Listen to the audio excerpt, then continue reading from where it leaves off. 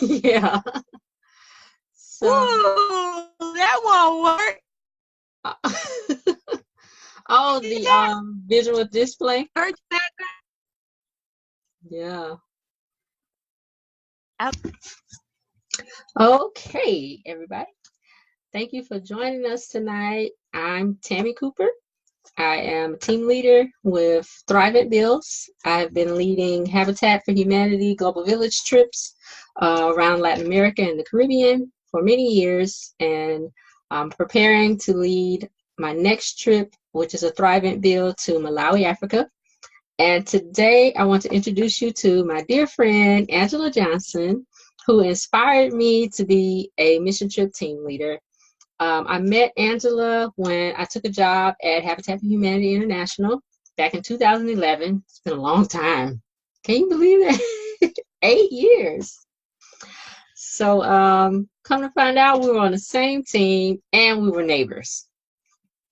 And so I yeah. got to learn more about her, and she was telling me about all these trips she was taking. And I was so impressed and so curious and inspired. And I also went through the training and learned how to become a volunteer trip team leader, just like Angela. And she's been leading teams all over the place for a long time. Won't you tell us a little bit about how long you've been doing this, Angela? You make me sound more experienced than I am. I did my first trip in 2007. Okay. Most of my trips have been in Africa. Mhm. I've done one in the Caribbean and one in Central America. But Africa's my heart, so I keep going back. Yeah. Yeah, and so today the purpose of this interview is to introduce you to global missions and tell you about our experiences as team leaders and why it's so important and why we think everybody should do at least one mission trip in their life. At least one, at least At one. least one. But you know what I Some of found us is get the that, bug. Some yeah, of you get the bug, and then you can't stop. right, right, which is what happened to me. And so I have some questions for you, Angela, so you can kind of give us some insight into your thinking and your journey and why this is so important to you. So, the first thing I want to know is how did you get started in global missions? I started in a very similar way to you. A friend told me about it. A friend was taking a trip to the Dominican Republic and told me about the Global Village program. And I was like, what? I have to do it. I have been wanting to travel internationally all my life and had not. And so that piqued my interest, and I started the exploration. And with that same friend, I went on my first trip to Ghana. And after the experience of that first trip, I knew I wanted to lead teams, and I've been leading teams ever since. Ah, awesome. So, what was it about the Ghana trip that made you want to do the next one? Um, it it sounds it sounds so overused, but it changed my life. It was life changing. I there was this cultural immersion that I wasn't ready for, Mm-hmm. that I try to prepare my teams for now. Yeah. But there was this cultural immersion that I wasn't ready for. Mm-hmm. There was quite honestly a level of poverty that I had not seen before.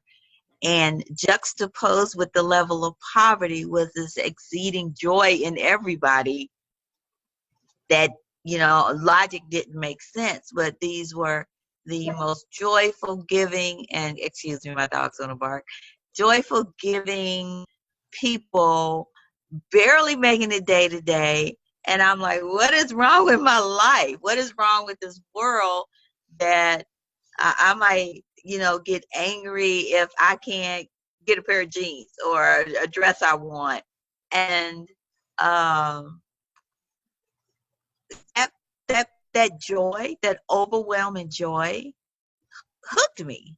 Mm-hmm. And I was like, there was nothing like it.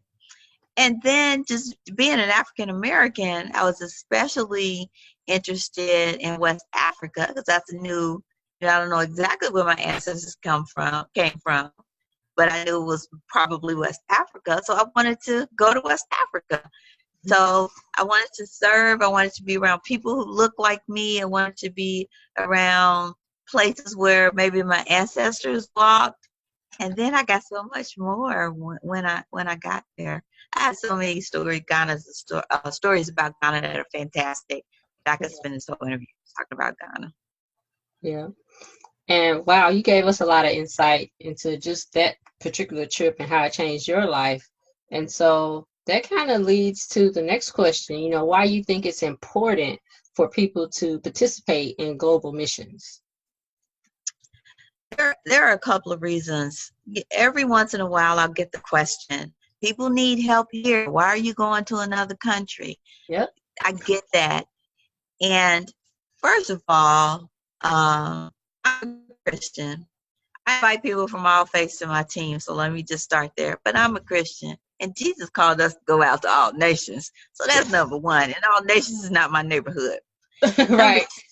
two, we Americans, have impacted everywhere globally. And it's not just the military, it's not just big business, it's us. So, for example, in Egypt, I saw cotton fields, and I go, Egyptian cotton's a real thing. It's not just the name. So people are living I can't talk. What's the word? People are living day to day, picking cotton for us to send to the United States. And you've got Egyptian sheets, you've affected people in Egypt. If you order anything from Amazon, you are directly impacting people's lives overseas who are putting together that stuff really cheaply so you can have a great price at Amazon. So I feel strongly that I cannot divorce myself from the international world, that my conveniences have helped make them not have conveniences. If you got a diamond on your finger, yep. If you got gold on your finger, yep. If you getting cheap goods from Amazon, all of that. And we don't think about how our day, we might hear about it from big business or government, but we do it too. We take advantage of it. Mm-hmm. And so for me, going once a year is nothing to help a family compared to the benefits I get and the honest, sometimes destruction we do as Americans overseas to have our comforts, our creature comforts.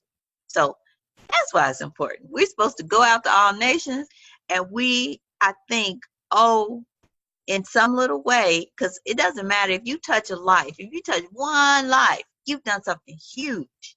So I try to touch at least one life and do something huge with people that indirectly I affect.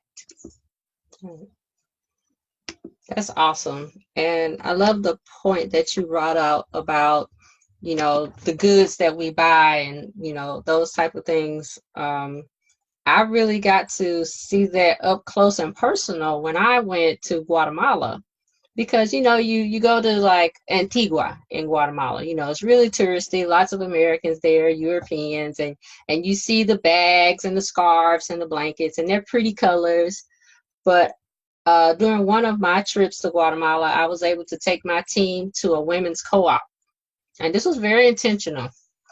We took them to a women's co-op, and they got to educate us about the process of what it takes for them to do all the effort that goes into it. So like you were talking about Egypt, they grow the cotton. They use herbs and fruits and vegetables for the dyes, and they boil it. And then they make the cotton, into thread. And then they use these boards and they actually thread these patterns. And it's a long process. And we may pay $10 for it. Yeah. So I have lots of examples. In Trinidad, I saw a cashew tree for the first time. Mm-hmm. Cashews, picking cashews and cleaning them, preparing to eat is horrible, painful on hands work. It's done by hand. In Kenya, if you drink tea and if you drink coffee, it's grown in Kenya. And one of the most beautiful sights in Kenya are the tea fields, but people pick the leaves by hand. Mm. So when you have your Lipton, and Lipton is one of the biggest industries in Kenya, when you have your Lipton tea, you don't even think about it. But these people are working by hand, and they live on the farms. So they are trapped in the system. They are living on the farm, so they can work day and night picking leaves. And Kenya is one of their, I didn't learn this until I was in Kenya, one of their biggest exports are live flowers. So the live flowers you see in Kroger are probably shipped from Kenya. And we just, and those folks picking those flowers, pick a whole bunch of flowers just, to put a dinner on their table. So there's so much Yeah, everyday things that we take for granted. absolutely. Absolutely. Wow, that's really insightful. So, um, so what is it like for you to be able to recruit and lead these volunteer teams around the world? You've been doing it for a long time. I'm in the process of recruiting right now, so I'm gonna have some freshness to answer this question. Okay. Um, I get to, I, people don't believe me, but I'm introverted. And I get to come out of my shell. I've had to learn to do that in my profession, but I get to come out of my shell and talk to people I've never had conversations before. And I learned the most wonderful things about people, because one of the questions I ask is, what interested you in this trip? Tell me in particular what interested you this trip.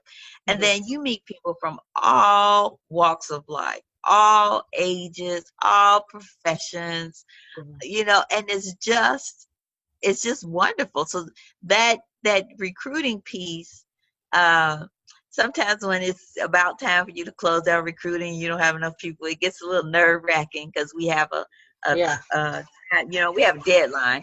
So Mhm. that gets a little nerve-wracking, but the process, I love it. So today I got 2 emails. I had 2 more applicants to my next team. And so tomorrow I'm going to write to them, set up times for conversations with them. I just learned so much. Yeah.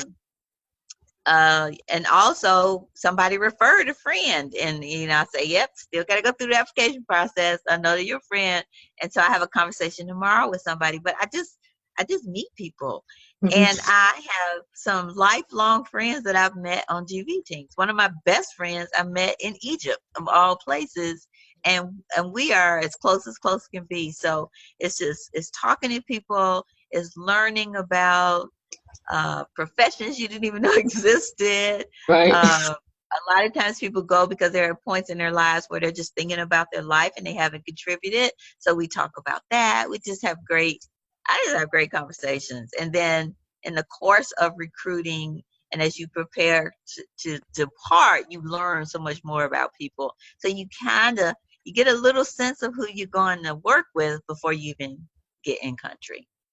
Hmm. Absolutely. That's like one of my favorite emails to get. Like when you see it pop up and it's like, you have an applicant, whatever it says, but Yes, we yes. recognize it when we see it. But it's like, Yes, oh, you have new somebody new. interest in your trip. That's what it Yes. says. You Yeah. have You new have new interest in your interests. trip. Yeah. Yeah. Yeah. And so it just creates this wonder, like, okay, who is this person? How did they Yes. find out about this trip? Why do they want to go? Have they traveled before? And, and like you said, we get such diversity, in age and, even socioeconomic status, and Yep. people who never traveled before. I'm always shocked at the young people who say, I just got my passport for this trip. Yeah. Yeah. Yeah, they've never traveled before, never traveled by themselves, or I've had people on a couple of teams, they've never flown in a plane before, but they were going to meet me in Latin America, for a mission trip. So it's really fascinating. And you meet Yeah. people who've never built anything before. So they're like, I've never, built anything before, but I can help. Whatever I can do, I just want to help. Honest to goodness, for these particular trips, the lack of experience is probably a better thing. Yes. So I've been in 3 different regions of Kenya. So same country, Hmm. 3 different regions. And on every build, you mix mortar. That's like a standard thing. Yeah. Every one of those builds mix mortar in a different way. So when you go thinking that you know what's going to happen, it's a detriment because you have to go open and willing to learn. So, so I stress you don't need skills, but sometimes having skills is, I have long conversations with builders. I'm a Yeah. construction guy to retired. I'm like, you can't do that when we go. You Right. have we have to talk about that because you're there to help and you use whatever methods the local people use. So, they're not using big old power tools and stuff we have here. So Right. it's really good that you get to do something that everybody in the group is learning how to do, even folks who have done it before. Hmm. And yeah, that's one of the things I stress with my teams too. When I'm going through the application process with someone, we need them to be flexible. We need them to be adaptable because it's cultural differences. Like in Latin America, one of the things we tell them, we're pretty much going to work from about to 8 to 4, but 8 maybe 8:30, you know. Yeah, Maybe 3:30 or 4:30. You have to be flexible and adaptable, and then not go with the intention to do it your way. We're coming into their community. It really makes you take a step back and be able to appreciate what it's like for them and how they build. We can't just drive up to Lowe's or Home Depot. you know right. in the Dominican Republic, we drew water from the river, from the stream, and carried it back. It's just things that you wouldn't experience here. Right. Yeah. And so when we're talking about our volunteers and our team. So people apply for our trips. We interview them, make sure that they're a good fit, make sure the trip is a good fit for them. Make sure they understand what the expectations are, the limitations, the boundaries, all of that. It's an education process. So, so one of the questions I get a lot of times is, well, if I'm going to volunteer, why do I have to pay? Why are you Yeah. charging a trip fee? So, what are your thoughts on that? So when I get that question, I ask them to think about where they're going. You're going to help, but you don't want to be a financial burden on the people who are already barely making it. Right. So the trip fee includes it includes things that are expenses. It includes your lodging, it includes transportation, it includes the meals while you're in country, and it also includes a donation to the program. So you don't want to be a financial burden on folks who are barely making it. A, Mm-hmm. you want to pay for your fees. It costs money to do what you do. Right. B, and then if you want to make an impact, you really it's both your labor is a gift, but the fee is actually a gift in terms of a financial donation to the program you're going to help. So Mm-hmm. that's why you pay. You don't want to be a burden. You want to cover your expenses, and you want to get. And it's part of just giving. It's part of the giving back equation. Right. And the families know that when we come to their communities, that we taking off from work, or we're taking time from school, we're leaving our families, and we're actually paying to come. And they just are so grateful, and they're always like a little surprised, They're like, honored and grateful. We are honored guests, and they are so grateful because they're humble. And I'm like, you want to come here? right, So, yeah. right. Yeah. So, and it's a privilege. And different trips have different fees and different prices based on regions, based on accommodations. So I actually have a disaster relief trip coming up in November 23rd through the 29th. And this trip is to the Bahamas. It's separate from the trips I typically do, like Angela does with Habitat and building houses. We're actually going to be doing disaster recovery. So cleaning up, passing out supplies and meeting needs in that kind of way. And so that trip is only $595, but the setup is very different. a lot of the infrastructure in the Bahamas has been either severely damaged or completely destroyed. So typically on our habitat trips, we stay in hotels. So you have a hotel room, usually have a roommate unless you get a single room, and so that's reflected in the trip fee. But for this disaster relief trip to the Bahamas, it's only $5.95, but we'll be sleeping in sleeping bags or on air mattresses, which I've actually done that before. I did a disaster relief trip to the Florida Keys, and our bedroom was the sanctuary of a church, and we were all men, women, we were all mixed in there together. But it was beautiful. I mean, at first I was a little hesitant, a little skeptical, but I was like, this is cool because we didn't care about luxury. We didn't care about inconvenience or any of that. It was like we were all focused that we are here to do a job, and that is to help people. And you have to remember, even in your tent or on your air mattress in the sanctuary, you are living way better than the people you're serving. So Absolutely. I was in a tent for 2 weeks straight, 2 years in a row in Haiti. And I'm not a camper. So it was a new experience for me. Yeah. But I saw the destruction around me, and how dare I complain about being in a tent. Right. So you just have to think about the relativity of where you are and what you're doing. And it makes your little short-term hardship nothing. Absolutely. We'll be there for a week sleeping on a sleeping bag, but we'll come back home to our beds and our air conditioning and all of those comforts, and then they still have to be there trying to put their lives back together. Yeah. So thank you for clearing that up about why we have trip fees attached to our mission trips. And so well, you told us a little bit about what you've learned, like in your first trip to Ghana, but anything that really stands out about how these trips have made you more aware of who you are, or just helped you learn more about yourself? I think one big thing is that it really challenged me to do things I had never done before. So like the tent story, or just humbling myself to sleep, stay at a modest hotel, humbling myself to not complain about food, to anybody. Mm-hmm. And I went on a trip once. Oh, it was Ghana, in fact. Well, I'm a vegetarian and I don't do fish. And the hosts weren't prepared and they didn't understand.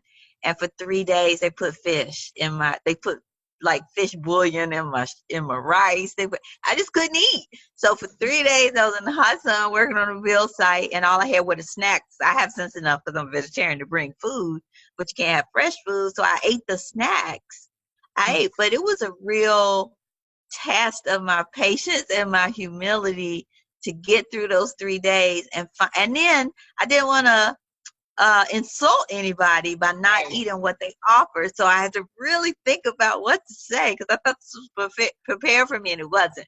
So I finally said, I'm just going to say I have a condition, because I was in a really remote area. They didn't understand. Yeah. Meat is a luxury. What do you mean you don't eat Right. meat? So I said I had a special condition, and if I ate anything meat or anything fish, I would get ill. And they were like, oh, okay. And so they started preparing things and separate. So I got special. So after the rest of the time I was there, they made my meals special for me and separated them, from the rest of the team's dinner. So that taught me about patience, and they just didn't understand. Yeah. And then I learned that when I come back, I'm re-energized, because the little things don't bother me, because I'm just re-energized to do the day-to-day work I do, the day-to-day things of life. Like, people say to me, like, you're so calm. Flat tire, car accident, got hit. Like, you okay? And he ran in the back of me, because it just taught me, some things in my life are just not that big. So it re-energizes me to do my day-to-day work so I can make money to go on my trips. And then other thing, material things aren't that important. Mm-hmm. And my daughter jokes about this because I do like nice things. She's Mm-hmm. like, but they aren't the all to be all to me anymore. And so I tease her. She's an adult, and I tease her when she gets like an expensive purse. I'll be like, "That's a plane ticket." So Right. the relative value of things have really changed for me. Mhm. Absolutely. When you were talking about your food situation, I was thinking about, in our trips to Guatemala that we took, our team voted, all 3 times that we would share our lunch, because we get lunch provided to us on the bill site during the day. That's part of the trip fee that's included. But all of my teams wanted to share our food with the families. And I will never forget this one family in Sololá. They had about 6 kids. And there was a grandmother, and there was a mom, there was a dad. And they got 2 plates of food, which I could have eaten 1 plate by myself. But they took these 2 plates and they divided out a little bit for everybody, and they saved the rest. Mm, We were just like we didn't want to finish our food because we all had a full plate, and here they were dividing everything out amongst the family so that everybody got something, but that there was some left for later. yeah. It just, yeah. So that greatly impacted me, um especially when I want to eat a whole lot. So tell us some more details about your next trip that you have coming up, because you're going back to Africa next year. Going back to Africa, I'm going to Zambia. It's a country I've never visited, and I'm excited about it. It's in March. March 14th is the first day of the trip. Mhm. And we're going to a community that has been devastated by HIV/AIDS. And you hear numbers and you think they're not real. They're not. They are real.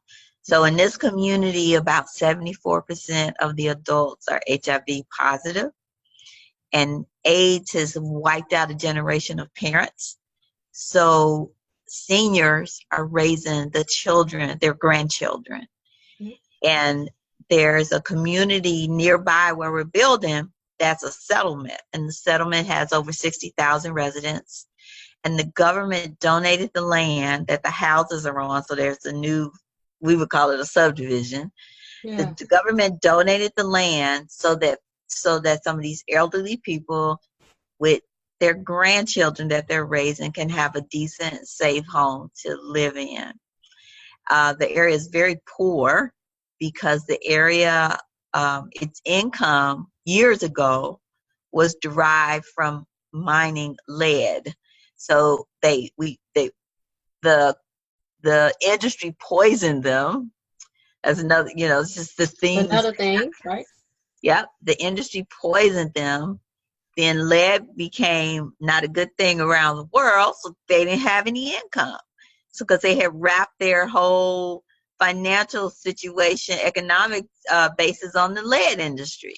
So you have these poor people with AIDS, adults, young adults just wiped out. And so we're going to help build a house for an elderly family, elderly people raising their grandchildren. Wow. And what are do you know the dates for your trip? I should know the first day is March 14th. That's a Saturday. And the last day is 10 days later, I think, the 24th. I'm sorry, but it's the Mhm. 14th. I just remember the first day. So Okay. 14th Saturday, Mhm. and then that's the day everybody arrives. Monday we start working, and we work Monday through Friday. We have a team day to do something fun on Saturday, and then departure day is the following Sunday. Mhm. Yeah. Awesome. And then how much would one have to pay for the trip fee for your trip? The trip fee is $22.10. Mhm. You mentioned earlier that people come from all backgrounds, economic backgrounds, financial backgrounds. So some people write a check, they're done. Right. Some people write a check and say, I'm a fundraiser, so they have more money to donate to the program. But if you don't have, I always tell my team leaders, I'm the poorest one on the plane because I just don't make a lot of money. Yeah. I'm not complaining. I just don't have a lot of extra money. I have better than when I started, but I know I was the brokest one on the plane when I went to Egypt. But if we help them fundraise, so we provide a portal for fundraising and we provide fundraise tips. And my tip is this: people are incredibly generous if you just ask, and Right. any amount helps. So if I get a $5 donation to my trip, yes, thank you, big old hug, because that gets me $5 closer to my goal. But people aren't one time I looked up, I had a $750 donation and the tears just, fell just were like crazy because I wasn't expecting it. But people, some people want to help and you're like their proxy to go and do the work and when they're not able to or not ready to. So they're very kind and generous with supporting people to go. So yeah, I probably answered more than you wanted me to answer, but 2210, we help you with fundraising and people are very generous. So that includes all the meals, all the transportation, all the lodging, and a donation to Habitat.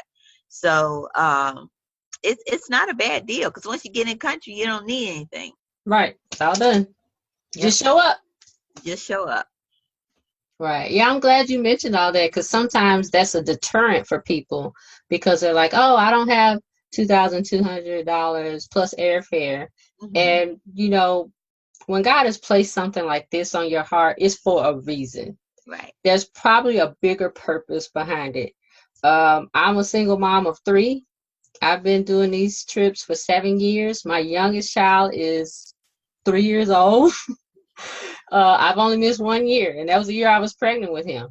And so that's always a challenge for me, just making arrangements for them, So it's easy for me to talk myself out of these trips. Yeah. But what I found every single time, if I push through and I just commit to doing it, God provides the resources. And then when I get there, there's a person there that I needed to be connected to for me or for me for them or them for me. And there's an encounter, there's an experience that I have that I'm like, I'm so glad I came. I would have missed this, May I say now that my trip is building houses. Your trip is disaster response. When people come back from trips, you don't talk about the house you built. You talk about the people you met. You talk about the experiences you have. That house is going to be built. I tell all my team members, you're not building the house for that house is going to be built whether we were there or not. We are fortunate to be the ones to help them build this house. But that's not what you're going to talk about when you get back. You are going to encounter some amazing things and some amazing people and bond in ways you never thought possible. And that's what you're going to talk about when you come back. Those are the stories that you're going to tell. And that's why I go back, because I have stories from several countries and several trips to Africa that I treasure. I have friends that I treasure. I have people I may never see again, but they're in my heart and I remember them and pictures will pop up or I just wonder how they're doing and they're just in my heart. So that's what's important, is that that's what you're going to remember. Absolutely. And man, you just saying that just reminded me, my first disaster relief trip to Puerto Rico, we were going door to door delivering food and water and supplies and just seeing devastation. I mean, I was on the Mississippi Gulf Coast during Hurricane Katrina, so to kind of put things in perspective. But what I saw in Puerto Rico changed me forever. I had never seen people so desperate. It was different, in Mississippi and Louisiana along the Gulf Coast, because people could just drive over and help. But in Puerto Rico, they were isolated on this island. And, when I went in November, I mean, the hurricane was in September, 95% of the island still was without power when I went. So they had been living all those months without power, which it's not just, oh, they don't have electricity. It was they couldn't get gas. They couldn't use their debit cards. They couldn't work. The kids couldn't go to school. I met a family who couldn't keep their insulin cold because they couldn't get ice. I mean, they were incredibly desperate. I didn't realize how many military families lived in Puerto Rico. That was shocking to me. And they really felt abandoned. And I cried every night. And I said, when I get home, I need life insurance and I need therapy. That's how I got connected to Thriving. But one particular house I saw when I was there was an elderly man there. He was blind and he didn't have a roof. And he was sitting on his porch reading, listening to the radio. And his name was Senor Benito. And he spoke Spanish, but they were translating for us. And he wanted to touch my hair. And it was actually months later when I went back to Puerto Rico, I was able to, between that time frame, raise money to help his neighbor, and because she was rebuilding her house. But anyway, just that one trip birthed so much more. Like it created a relationship.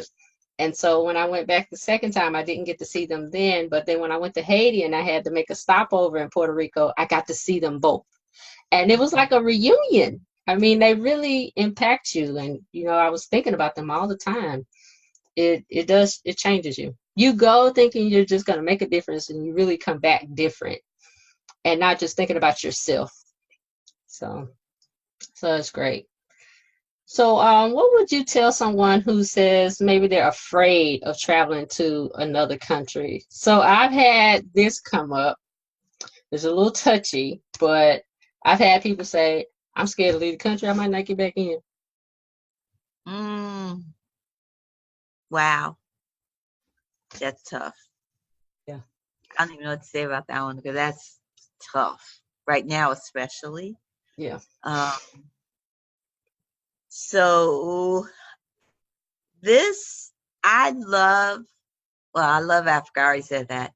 I love taking people to Africa that have never been. That's like a really thrill for me. Mm-hmm. It's a safe way to go Mm-hmm. because the programs that we work with have vetted stuff. They vetted where you go. They vetted who you're with.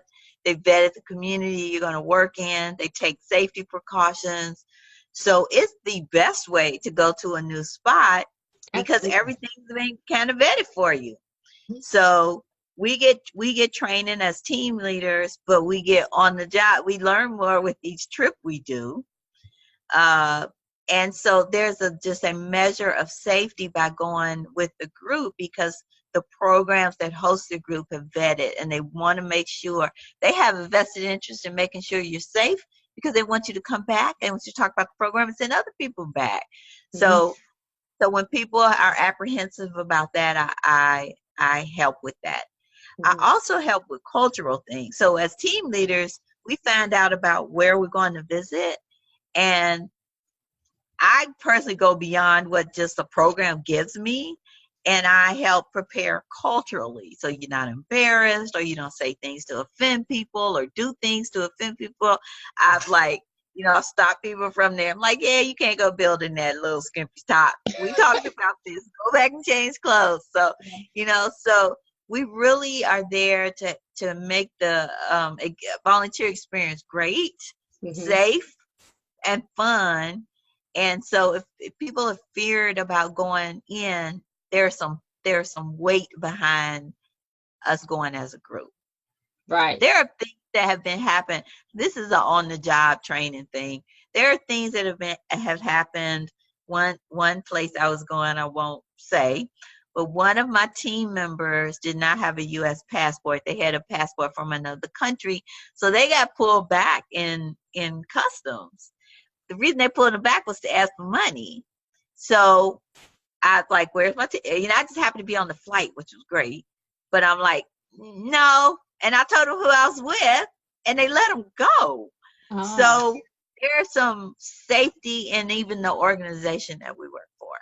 And then there is a risk prevention department that we always have access to. There are procedures to do if you have accidents or anything happens or there's a volcano erupt. They can extradite us out. There's lots of things that are built in that are not built in if you try to explore on your own.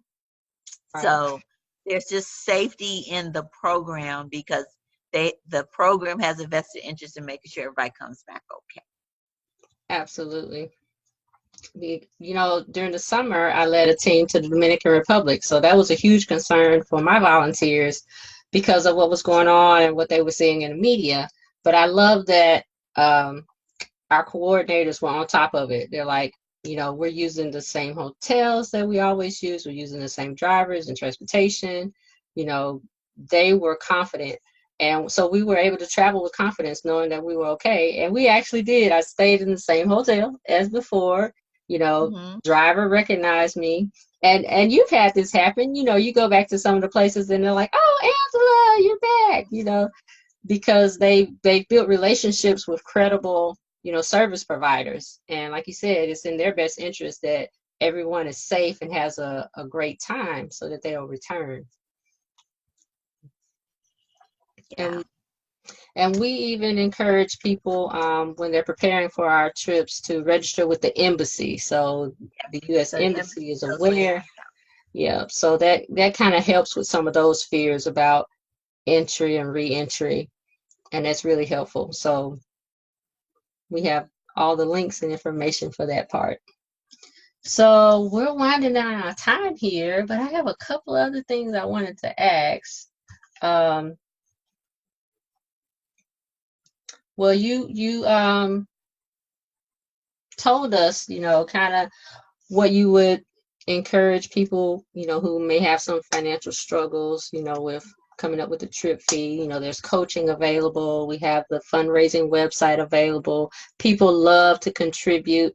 I was blessed years ago by a lady, and I knew that she didn't have a job and she was getting unemployment, but she donated $10 to my trip. And it reminded me of like the story of the woman in the Bible who just brought the little bit she had, and other people were bringing, their riches, but it was her faith, and her willingness to give the little bit she had because she knew it was going to be a blessing to someone else. So that $10 to me, I cried just as much over that $10 as I did over that $500 donation because Yeah. I knew the sacrifice she was making, but she was adamant. But you know what? When she saw the pictures and the videos and the impact that we made, she felt like she was a part of it, even though she had only $10. But she Mm-hmm. was very much He was. Yeah. just as much of it, a part of it as everyone else. So, do you have a quote or scripture or anything you want to share with us that kind of inspires your work or motivates you? Yeah. I pulled up a Mark Twain quote. It's so good. Um, about, and it's really how I feel, and that's why I want people to get out of their space and see the world. It says, "Travel is fatal to prejudice, bigotry, and narrow-mindedness, and many of our people needed sorely on these accounts. Broad, wholesome, charitable views of men and things cannot be acquired by vegetating in one little corner on the earth all your lifetime." Wow. He's like, travel is fatal to bigotry and prejudice. It is. It Yeah. is. Because it just opens your mind to the world. And one last thing I want to say is we will see, for the most part, some touristy place, but you will never travel on a regular tourist group and see the people we see, because we see people who are not paintbrush with brush strokes for the tourism industry. We see people as they're living. Right. And in fact, the places, some of the places that people go for vacation are some of the poorest places in the world. And Yep. they don't pay people well to support the tourism industry. Those people leave those beautiful palaces they work in, and they go home to dirt floors and barely eating. So you'll see the real world. In addition, if there's some touristy place close by, you'll get to see it. We'll make sure you get to see it. But nothing opens up a worldview of of humanity, of how we're all human, like traveling does. Right. Right. Especially traveling with a purpose like this to go and Yeah. serve. Yes. Because even Jesus, with us being Christians, we follow his life and his example. And he said himself, he didn't come to be served, he came to serve. And that's how we should live our lives. And one more thing about being a Christian, I'm not an evangelist of the word, so I'm not a person that can go around and quote scripture. That's just not who I am. That's not a gift. But if I can go somewhere, even in my everyday life, and they know that I'm Christian, and they see love, and they see love in me, see love, me giving love, that's what a Christian should be, and that's what I want to portray. And the other thing, just everyday old plain stuff, is I love when I go and people look at me and they have this vision of an American from the television, and I'm not that. Right. That is valuable. So, and our team isn't that. Because that's a lot of places, that's all they know that we go visit. That's all they know of America. It's what they get to see on TV. Oh, bad TV. Yeah. So here you come with a group of people full of love, full of, wanting to help. This is not what you see on TV all the time.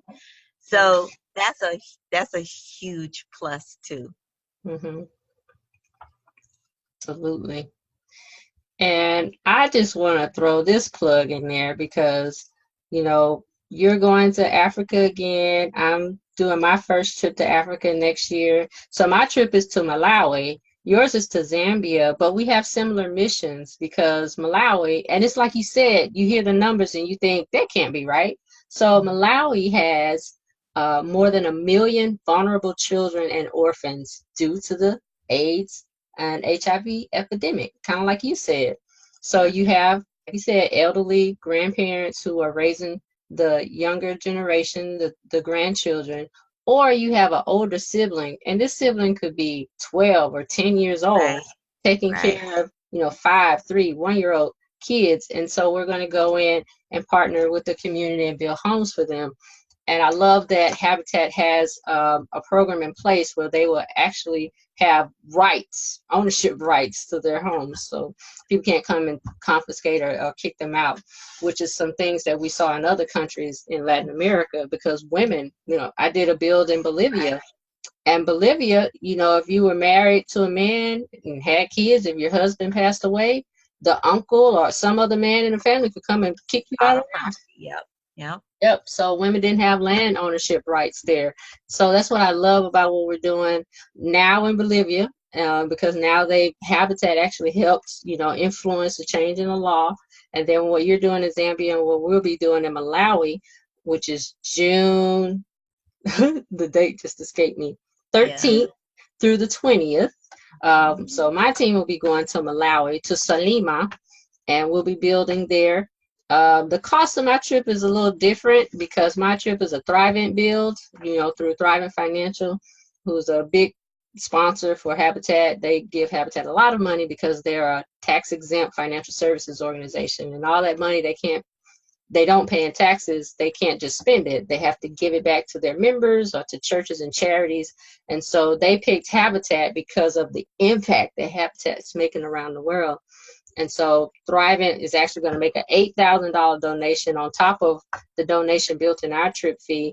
And if you're a Thrivent member, the trip fee for my Malawi trip is $1,555. But if you're not a Thrivent member, it's $2,055. And that doesn't include the airfare, but it does include everything like what Angela was saying: lodging, meals, ground transportation, even travel medical insurance, and then whatever cultural activities we do. So this is really exciting, and I'm just so glad that you took time out of your Friday to join Thank me you. and share your experiences. I mean, it's just really inspiring, and I hope people get the sense and get the heart that you have for missions, which inspired me, and they catch the bug and get curious and inquire about your trips. So thank you so much, Angela, for No, joining thank you me. for asking me. This is always my favorite topic to talk about. I can tell. I love it. And so that's it for our interview with Miss Angela Johnson, who's based in Atlanta, Georgia. If you Yes. want more information about Angela's trips, you can connect with me through my Facebook page or whatever, and I'll be happy to connect you. I even just post a link to her trip so you can just go directly, read up about it, and then reach out to her and even apply for her trip. She'd be happy to answer any questions you have about it, tell you more details. She's just going to be with you through the whole process. So I'm really looking forward to it, excited. Thank you guys for listening in, for joining us. And Angela, do you have any final words? No, I just want to wish you good luck on recruiting for your 2 trips you are recruiting for. And Yeah, thank you for just taking on the missions and just going with it and being really committed to it. I love you for it. Thank you. thank you. And I love you for being you and for how you totally changed my life. You just walked into my life and just turned it all around. Look, I got locks now and everything. Earrings from Kenya. Such a great influence in my life. So thank you. I Thank you love for you. saying that. And thank you guys for joining us. And until next time, we'll talk to you later. Bye. Thank Bye. you. Bye.